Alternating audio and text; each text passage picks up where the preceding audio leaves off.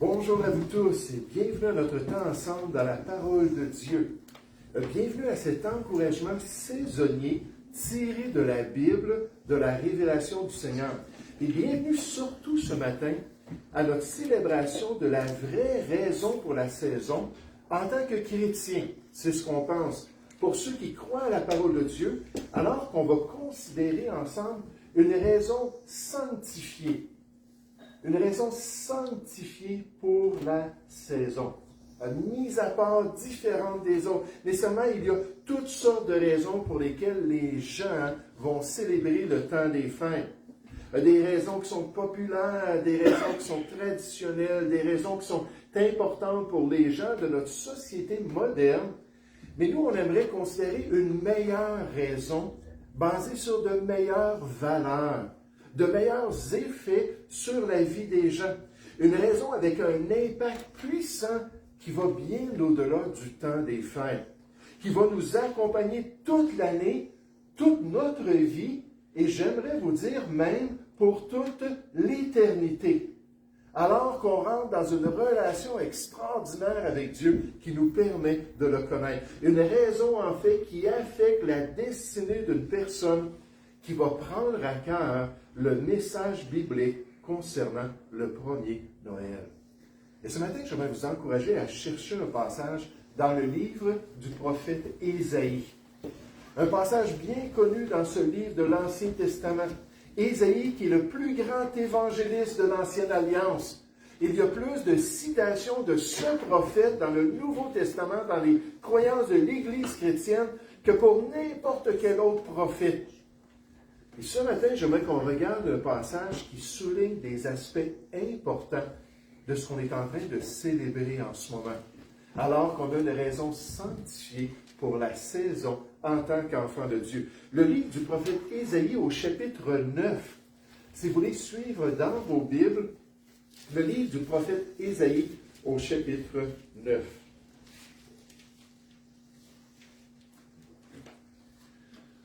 Donc, Ésaïe, chapitre 9, on va débuter au verset 1. On nous dit, le peuple qui marchait dans les ténèbres voit une grande lumière. Sur ceux qui habitaient le pays de l'ombre de la mort, une lumière resplendit.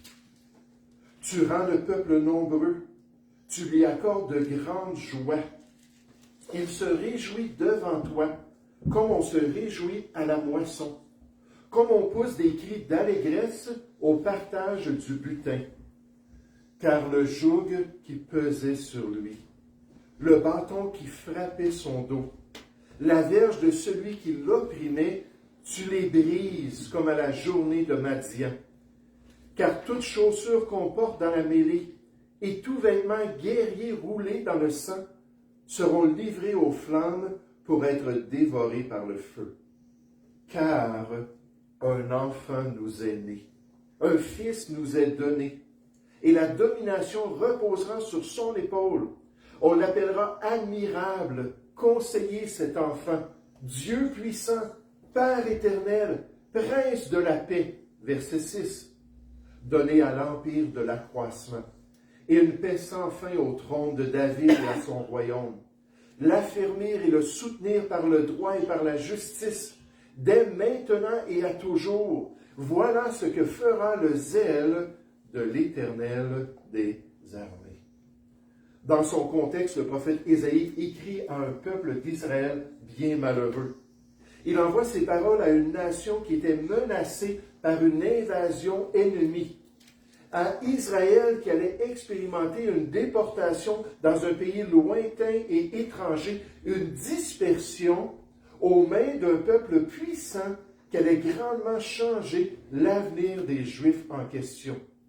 Et à la lumière de ce danger et cette réalité à venir pour Israël, Ésaïe leur fait une promesse pour eux en tant qu'individus, en tant que nation, mais de même d'après le restant de la révélation de la parole de Dieu, une promesse qui peut aussi s'appliquer à toute la race humaine, dans ses applications personnelles et spirituelles, comme on va le voir dans un instant. Remarquez avec moi ce matin, alors qu'on regarde le contenu de cette promesse d'Ésaïe, et remarquez les ténèbres de l'expérience humaine. Les ténèbres de l'expérience humaine. Pour nous disposer envers cette promesse, il faut voir la mauvaise nouvelle de ce qui peut se passer dans l'expérience d'un être humain alors qu'on est loin de Dieu, alors qu'on marche selon les voies de ce monde et que nous sommes dans les ténèbres, l'obscurité, l'aveuglement dans notre vie en tant qu'individu, mais nécessairement avec tout le mal présent dans notre existence, toute la corruption potentielle qui peut venir assombrir nos vies, toutes les erreurs de notre propre cœur qui nous éloignent du plan et de la volonté de Dieu. Puis moi, à l'âge de 21 ans, j'ai compris ce message qu'on va entendre ce matin. J'ai saisi cette promesse. Puis je me suis tourné vers ce Sauveur. Mais j'aimerais vous dire, avant cela, j'étais dans les ténèbres. J'étais un toxicomane. J'étais dépendant de toutes sortes de folies. Je suivais le train de ce monde. Ayant été élevé comme un athée, je ne croyais pas dans le Dieu de la Bible. Je ne croyais pas dans une force supérieure pour me guider. Puis là, j'avais les rênes de ma vie. Puis j'aimerais vous dire, ma conduite était ténébreuse. C'était terrible. C'est souvent le sens qu'on voit dans les Écritures lorsqu'on parle de ne pas marcher dans les ténèbres de ce monde. Alors que moralement, alors que spirituellement, on est éloigné de Dieu et de sa volonté. Puis là, on parle du peuple d'Israël, qu'on nous dit, ils étaient dans cet état-là. Mais là, Isaïe va dire, oui, mais j'ai une belle promesse pour vous. Au-delà des conséquences, au-delà de ce que vous allez vivre, voici ce que votre Dieu veut vous promettre. Un auteur nous dit, ce passage dépeint bien l'image d'un pays et d'un peuple qui connaissent des difficultés, des afflictions et même de la vexation. Cette obscurité, cette affliction représente les ténèbres de la condition humaine dans ce monde perdu. Auprès des gens qui nous entourent, auprès des personnes qu'on côtoie quotidiennement, puis en particulier ici, pour le peuple juif à l'époque d'Ésaïe, qui était totalement loin de Dieu, qui s'était totalement endurci dans le mal et qui marchait dans les ténèbres de ce monde. Ça me rappelle une illustration alors que je suivais un cours d'évangélisation. On disait des fois, les gens ne réalisent pas leurs conditions parce que, après tout, ils regardent les gens autour d'eux, puis tout le monde fait à peu près la même chose qu'eux.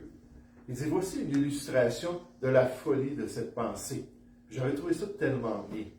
Il dit, lorsqu'on conduit au-delà des limites de vitesse, tel qu'on va sur l'autoroute à 120, 130 km/h, on entend ça des fois dans le journal, 250 km/h, on n'ira pas là.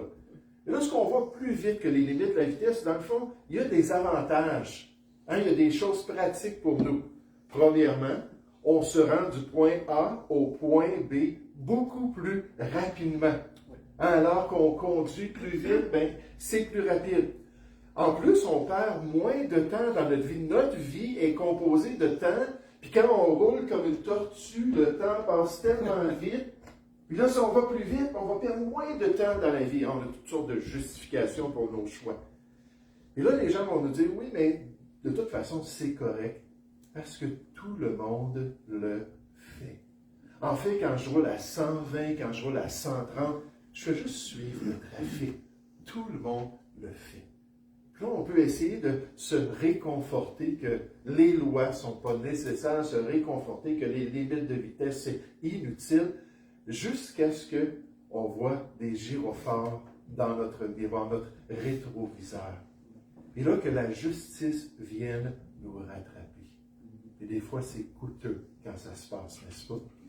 Et je pensais à cela, puis cette réalité-là, c'est que quand on regarde la vie autour de nous, quand on regarde les gens autour de nous, la plupart des gens vivent dans les ténèbres. La plupart des gens se conduisent comme s'il n'y a rien après cette vie.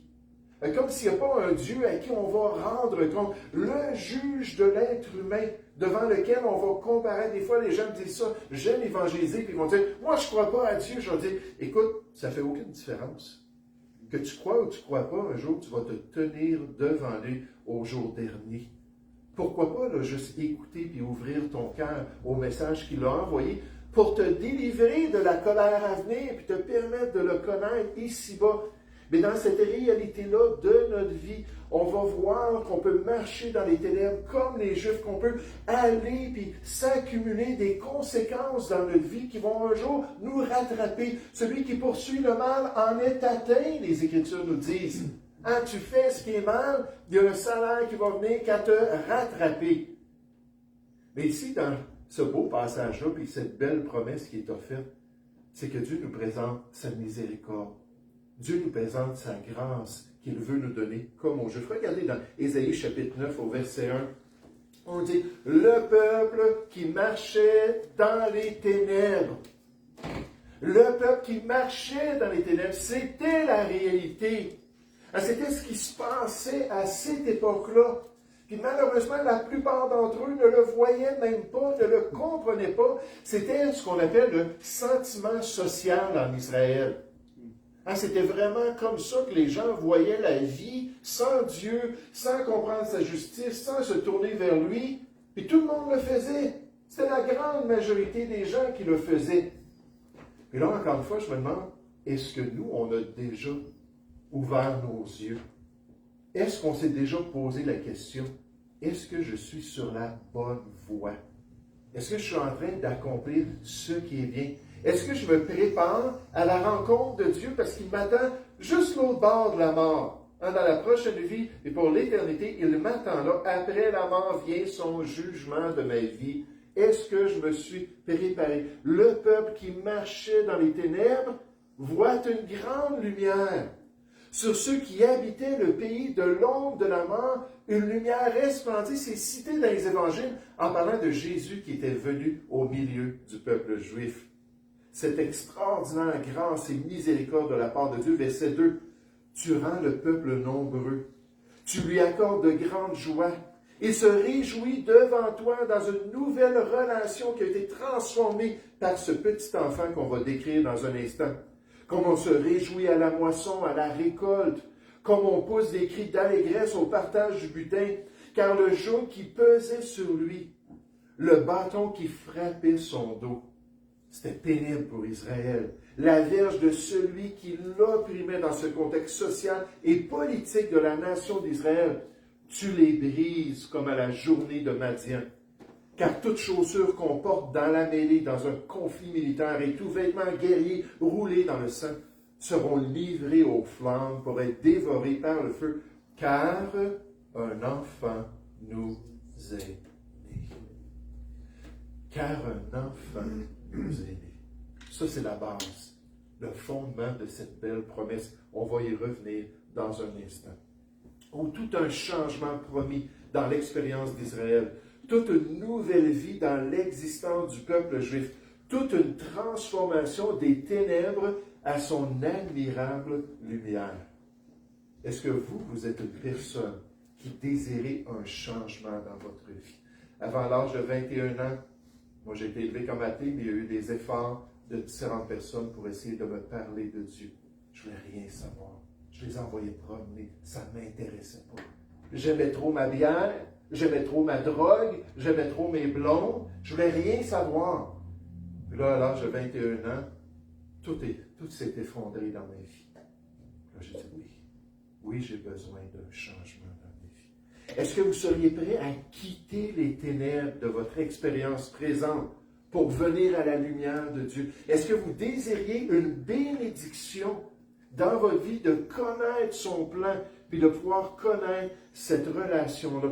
J'aimerais juste faire remarquer dans ce passage-là qu'on commence négativement, mais là, on s'en va vers tout de suite une solution, vers la venue sur terre d'un enfant bien spécial.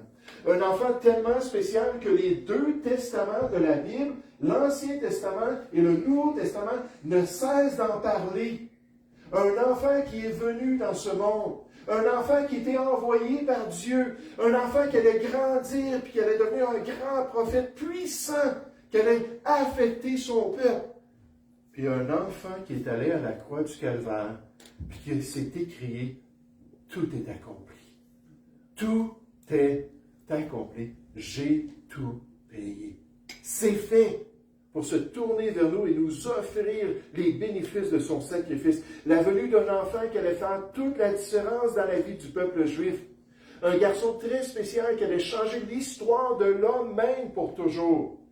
Ce don de Dieu dans cet enfant qui allait devenir le sauveur des Juifs, mais de la même manière, le sauveur des nations et de tous ceux qui étaient prêts à s'ouvrir à ce qu'il venait accomplir. Et si vous regardez au verset 5 d'Ésaïe chapitre 9, au verset 5, on nous dit « Car un enfant nous est né, un fils nous est donné », qu'on apprend, c'est de la part de Dieu. C'est le plan, la volonté de Dieu. Il l'a envoyé lui-même. Et la domination reposera sur son épaule. On en parle dans un instant. On l'appellera, voici les titres que l'Esprit révèle à Ésaïe. Voici quel genre d'enfant il va être. On l'appellera admirable, conseiller, Dieu puissant, Père éternel, Prince de la paix. Quelle description extraordinaire, unique. Je répète, on l'appellera admirable, conseiller, Dieu puissant, Père éternel, Prince de la paix. Cet enfant-là, ce fils-là qui nous est donné. Puis le Nouveau Testament vient confirmer ce don en nous disant, car Dieu a tant aimé le monde, qu'il a donné son Fils unique, l'unique Fils de Dieu, le seul, l'incomparable, le Seigneur Jésus-Christ lui-même, afin que quiconque croit en lui ne périsse point, mais qu'il ait la vie éternelle.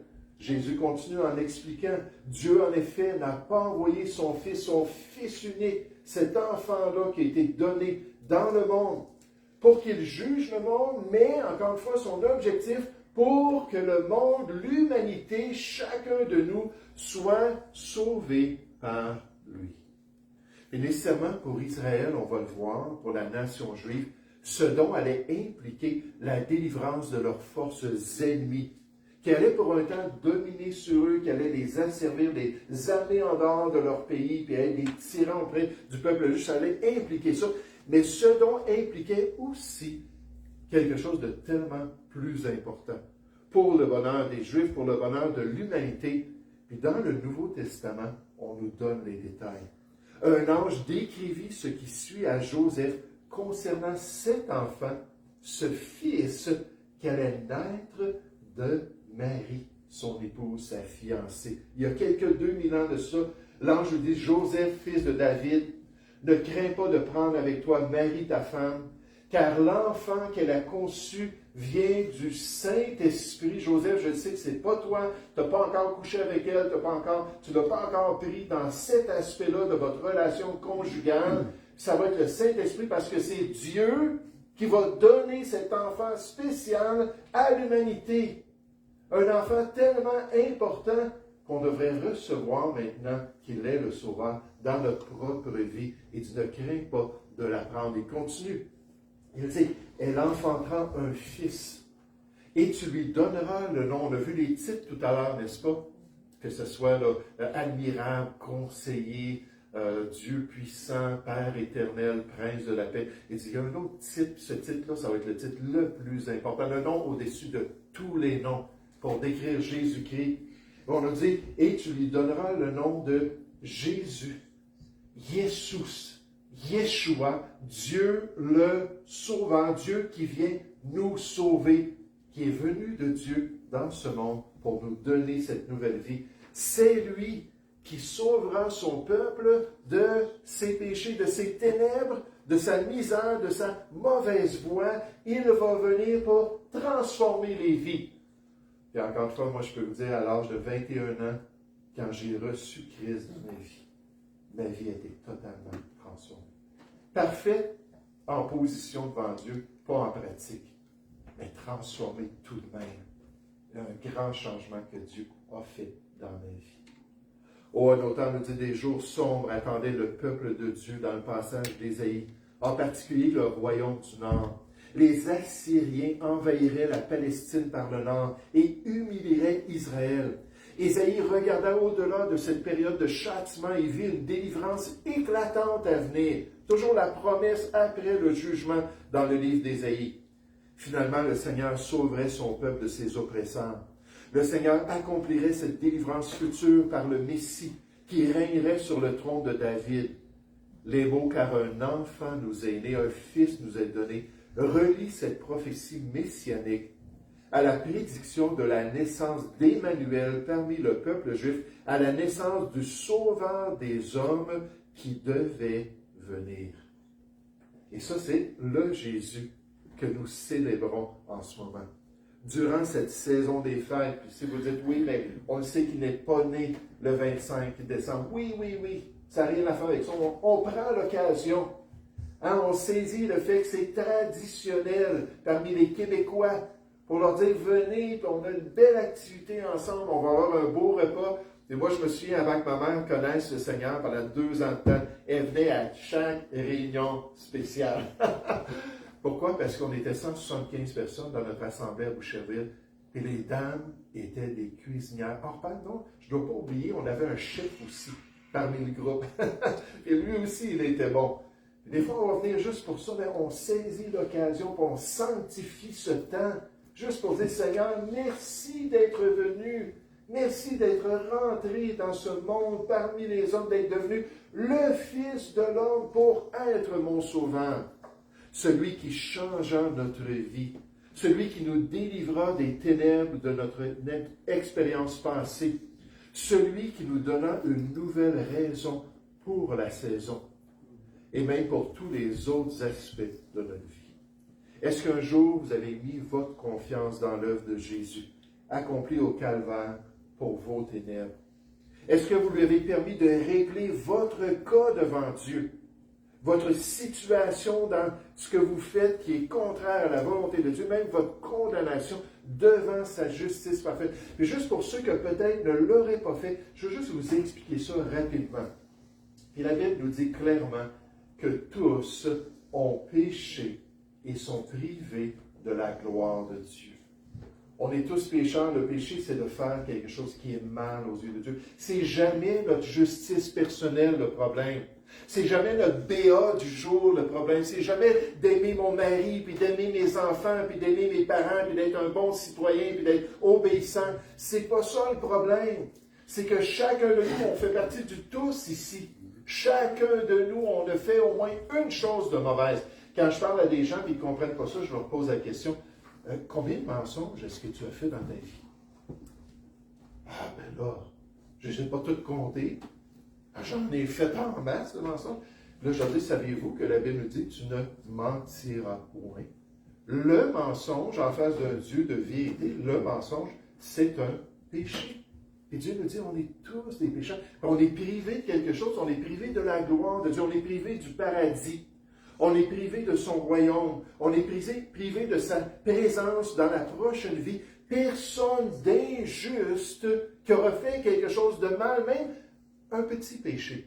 Personne d'injuste ne va rentrer, la Bible dit dans 1 Corinthiens 6,9, dans le royaume de Dieu. Donc là, vous dites, waouh, ça va être vide au ciel? On est tous pécheurs. On ne peut pas y aller, nécessairement. Non pas par nous-mêmes, pas selon nos actions. On nous dit, car le salaire du péché, ce qu'on mérite, c'est la mort. Nécessairement la mort physique. On a tous connu des gens dans nos familles, n'est-ce pas? Moi, comme je vous dis, j'approche de 60, donc mes parents sont morts, puis mes amis sont morts, puis j'ai des gens partout qui sont décédés, puis ça va continuer comme ça jusqu'à ce que moi je décède aussi. Donc on connaît ça, il y a la mort physique, mais il y a la mort aussi de l'âme qui est décrite dans la Bible. La mort de l'âme, c'est-à-dire la séparation de ma personne, de ma personnalité de Dieu dans la prochaine vie.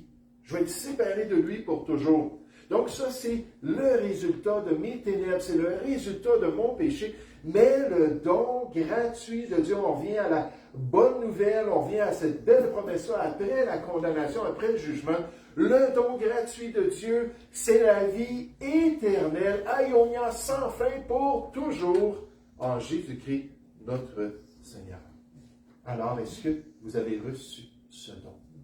Est-ce que vous avez dit, oui, Jésus, viens dans ma vie. Prends mes péchés. Donne-moi cette nouvelle relation avec Dieu. Est-ce qu'on a cru dans son œuvre sur la croix du Calvaire qui a payé pour nos péchés? Est-ce qu'on lui a demandé de nous laver entièrement des ténèbres de notre marche ici-bas? Vous savez, si vous étiez en avion, puis juste en passant, en février, on s'en va, c'est mon gendre et ma fille qui nous payent ce voyage-là, on s'en va aux Philippines. On va être 23 heures en avion.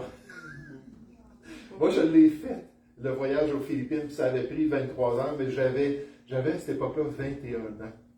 Mais quand on est allé, quelqu'un d'autre nous a payé, je ne sais pas, les gens nous payent des voyages. Quelqu'un nous a payé un voyage en Hawaï, là, je pense que c'était 20 heures. Puis en s'en allant, là, j'ai dit à mon époux, j'ai dit, je suis plus capable de bouger mes pieds. J'ai dit, mes chevilles, puis mes hanches, pas mes hanches, mes mollets, j'ai dit, tout est gonflé. Fait que là, j'ai levé mes pantalons, puis je lui ai montré, puis littéralement, là, tout était gonflé. Puis je suis plus capable de bouger. Elle dit, moi non plus, puis elle a levé ça, puis elle aussi était pareil. J'ai dit, il faut bouger, il faut s'en aller aux toilettes, il faut aller voir à l'autre bout de l'avion. Mais imaginez que vous êtes en avion, puis on vous dit, écoute, il y a un gros problème mécanique, on va s'écraser, c'est juste des montagnes ici. Il n'y a aucun moyen d'aller atterrir. Mais là, on arrive, puis on vous présente un parachute pour vous sauver la vie. Je pense que la chose sage à faire, ce serait de prendre le parachute, de l'enfiler, de leur demander d'ouvrir la porte, puis par la foi, parce que probablement comme moi, vous n'avez jamais sauté en parachute, mais par la foi, sauter, puis tirer, puis espérer que je ne tombais pas sur des épines quelque part. Mais ça, c'est la même chose spirituellement. Dieu nous présente notre mort. Ah, il y a un flanc de montagne de son jugement qui éventuellement va venir dans notre vie. On va s'écraser, on va mourir. Il nous dit, le parachute, c'est Jésus. Au lieu de le regarder et de dire, waouh, il est donc bien beau, ah, c'est solide ce parachute-là. Je suis certain là, que ça pourrait m'aider. Là, si je sautais de l'avion, là, ça pourrait me sauver la vie. Là, puis là, on peut en parler longuement. Mais pourquoi pas l'enfiler et dire, oui, Jésus, je veux que tu sois mon sauveur. Je t'invite, tous ceux qui l'ont reçu, la Bible dit, il ne les mettra pas dehors, il va rentrer dans leur vie. Permettre à Jésus de prendre notre péché, sauter par la foi dans cette réalisation-là que j'ai besoin de lui. Et si on le fait, comme pour le peuple d'Israël, j'aimerais vous dire que cette délivrance-là a des effets puissants dans notre vie. Cette délivrance-là nous transforme. Le fait que cet enfant allait être donné à Israël allait grandement transformer l'expérience de la nation. Les changements allaient être merveilleux pour l'avenir de ce peuple qui était à cette époque menacé par le jugement de Dieu. Et quelle transformation Dieu peut faire dans notre vie. Regardez en terminant. Merci de votre patience. Je sais que peut-être certains d'entre vous, vous n'êtes pas habitués à entendre un message biblique, tout ça. Moi, ça fait 33 ans que j'en prêche, puis je ne suis jamais en train de m'endormir pendant que j'enseigne parce que je suis passionné et je ne vois pas le temps passer. Donc, des fois, ça peut être un petit peu long. Donc, merci de votre patience. Mais regardez en terminant, encore une fois, Ésaïe chapitre 9, au verset 5. « Car un enfant nous est né, un fils nous est donné, et la domination reposera sur son épaule. » Donc, ce qu'Ésaïe est en train de dire, c'est que quand lui va affecter l'aspect social et politique de l'avenir d'Israël, ce ne sera pas les nations du monde qui vont dominer sur Israël, ce ne sera pas les dirigeants corrompus même du peuple juif qui vont l'affecter. Cet enfant-là, un jour, va devenir le grand Messie, le grand roi loin de Dieu sur son peuple. On l'appellera admirable, conseiller, Dieu puissant, Père éternel, prince de la paix, un être tellement unique et spécial. Puis là, on nous dit, donner à l'empire de l'accroissement et une paix sans fin au trône de David et à son royaume. Qui peut donner une paix à Israël ou à n'importe quelle nation? On regarde l'histoire des 5 dernières 1000 années, des 5 derniers 1000 ans, puis il y a eu des conflits, non seulement avec Israël, mais dans les nations. En fait, il n'y a jamais eu une décennie dans l'histoire où il n'y avait pas un conflit majeur sur la planète Terre. Et les Écritures nous disent, vous entendez parler de guerre, de bruit de guerre, il va toujours avoir des conflits entre les êtres humains. Une encyclopédie que j'aime beaucoup, qui s'appelle l'Encyclopédie des guerres, immense travail de 2 historiens démontre qu'il y a eu 1763 guerres majeures sur la planète Terre dans les derniers 5000 ans. Toujours des conflits. Et là, on nous parle du prince de la paix. Puis on nous dit, et une paix, verset 6, sans fin au trône de David et à son royaume. L'affermir et le soutenir par le droit et la justice dès maintenant et à toujours. Israël n'a pas encore expérimenté cela. Leur Messie n'est pas encore venu les délivrer dans cet égard-là ou dans cet aspect-là de leur expérience. Mais on nous dit, voilà ce que fera le zèle de l'Éternel des armées. Le Messie assis sur le trône de David établira un règne éternel de paix et de justice. C'est partout dans la prophétie. Son règne n'aura pas de fin. Il durera pour toujours. Après le royaume sur terre, il régnera pour l'éternité. Il maintiendra la justice car son règne sera conforme au caractère saint et aux exigences de Dieu. Alors qu'il va se manifester. Maintenant, ce matin, souvenons-nous que ce n'est pas seulement pour les Juifs, souvenons-nous que ce n'est pas seulement des affaires socio-politiques d'une nation. Souvenons-nous qu'à la base, cet enfant-là, ce fils qui nous a été donné, est venu pour transformer notre vie, pour transformer notre expérience en profondeur. Et nous qui sommes sauvés en Jésus, nous qui avons cru en lui, dans ce sacrifice pour nos péchés au calvaire, les Écritures affirment que maintenant et pour toujours, on va pouvoir célébrer l'infinie richesse de sa grâce par sa bonté envers nous en Jésus-Christ, dans cet enfant qui nous a été donné. Et pour toujours, on va dire, wow, comme c'est extraordinaire. Et ici-bas, dans ce monde, on a à peine goûté à juste une fraction de ce qu'il nous réserve dans cette vie éternelle-là et dans notre expérience avec lui. Oh, Jésus veut se manifester dans notre vie. Jésus veut qu'on comprenne cette relation qu'il nous offre envers Dieu. Il veut qu'en tant que croyant, on puisse célébrer le vrai sens ou la vraie raison sanctifiée pour la saison. Peut-être que vous dites, je ne suis pas d'accord de saisir ce temps-là, mais je vous dis, à travers l'année, à travers votre relation, de toujours le célébrer, vous réjouir avec lui. Puis quand on considère sa venue, puis cette révélation des ayants, on voit qu'il peut y avoir des ténèbres. Ça commence par une admission qu'on est dans les ténèbres, une admission, une confession qu'on a besoin de la lumière de Dieu. Et Dieu nous dit, oui, c'est pour ça que j'ai envoyé cet enfant si spécial.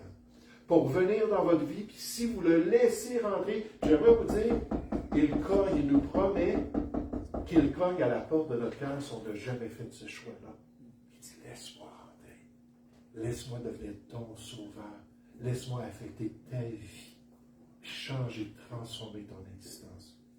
Et si on le fait, j'aimerais vous dire, il n'y a pas de limite à ce qu'il peut accomplir dans cette transformation. 33 ans de connaissance de Dieu, il a tellement changé. Mais peut-être encore pendant quelques années, je sais qu'il va tellement changer encore. Parce que la stature parfaite qu'il nous demande d'atteindre ou à laquelle il veut nous amener, c'est une stature extraordinaire. Puis il va continuer à agir dans notre vie. Si on marche avec lui, si on dépend de lui et si on est rempli de sa personne. Nous allons prier ensemble. Ô Père Céleste, j'aimerais te remercier, j'aimerais te louer pour ce beau privilège que tu nous as donné dans cette saison, Seigneur, des fêtes, alors qu'on regarde les gens autour de nous, avec toutes les motivations, Seigneur, qu'ils ont pour célébrer les vacances, pour célébrer les réunions familiales. Et nécessairement, il n'y a rien de mauvais avec ça. Puis peut-être se tourner vers le matérialiste du Père Noël, et toutes ces choses-là. Mais Seigneur, nous, on veut, comme les croyants de l'histoire, qui l'ont fait d'une bonne manière, des fois d'une mauvaise manière, mais on va juste s'arrêter dans le temps des fêtes, puis se disposer pour aller voir nos familles, aller aimer nos bien-aimés, aller passer du temps avec notre parenté, et se disposer envers un sens à la saison qui est tellement révolutionnaire. Cet enfant qui a été donné, ce Fils unique et extraordinaire. Et merci Seigneur pour tous ceux qui ont dit, oui Jésus, je veux t'avoir dans ma vie. Oui, je veux que tu viennes et que tu me donnes cette transformation intérieure. Que tu me permettes de savoir que mes péchés ont été pardonnés, lavés, expiés, et que je peux maintenant marcher avec toi dans l'imperfection de ma vie, mais encore là, tu continues à me transformer, à me permettre d'aller de l'avant pour ta gloire. Ô Seigneur Jésus, guide-nous pendant cette saison, et bénis notre temps ensemble tout à l'heure de communion. Je te prie, au nom du Seigneur Jésus. Amen. J'aimerais juste vous demander de vous lever en terminant. Merci beaucoup pour votre patience. On va terminer avec le numéro 353. Le numéro 353. Juste en passant, joyeux Noël, bon temps des fêtes. Si on ne se revoit pas, je vous souhaite vraiment un bon temps avec vos familles. Le numéro 353. Couronné sur son trône, vivre avec Jésus dans le ciel. Je dis à ses pieds ma couronne, c'est là le bonheur éternel.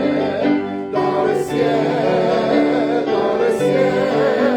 vivre avec Jésus dans le ciel, dans le ciel, dans le ciel, dans le ciel, c'est là le bonheur éternel. N'oubliez pas, car tous ont péché, puis on est privés de cela. Puis la Bible dit que sans Jésus, on ne peut pas y aller. Il dit, je suis la vérité, le chemin et la vie.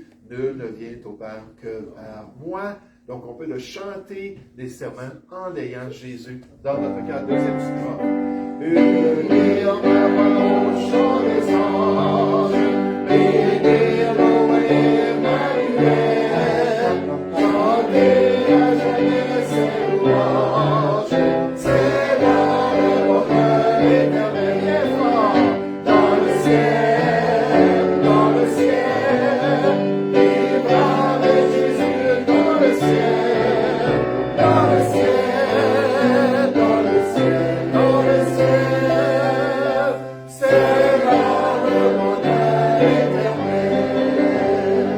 Merci beaucoup pour votre présence ce matin et bon temps des fêtes à chacun.